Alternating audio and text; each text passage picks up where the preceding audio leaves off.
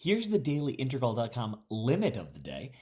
It's the limit as x approaches 0 of 1 minus cosine x times cosine 2x times cosine 3x all over x squared.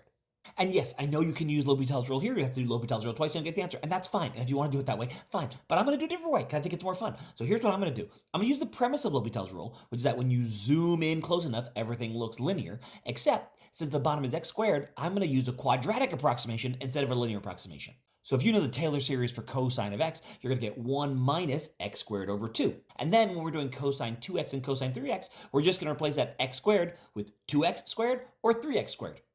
So when you multiply out the first two terms, you get 1 minus 5 over 2 x squared plus x to the fourth times 1 minus 9 x squared over 2.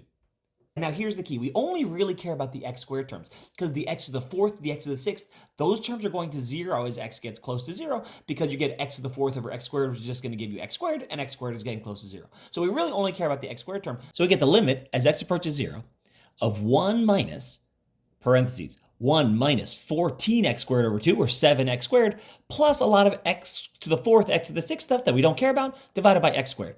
So we get the limit as x approaches 0. The 1s will cancel out, and we're going to be left with 7x squared plus some other x to the fourth plus some other x to the sixth. The x to the fourth cancel out, and you're left with just 7. So you get an answer of 7, and that's pretty cool because this is really the idea of L'Hopital's rule, that you're using a linear approximation, in this case a quadratic approximation, and that's what L'Hopital's rule is really doing. So this is a cool limit.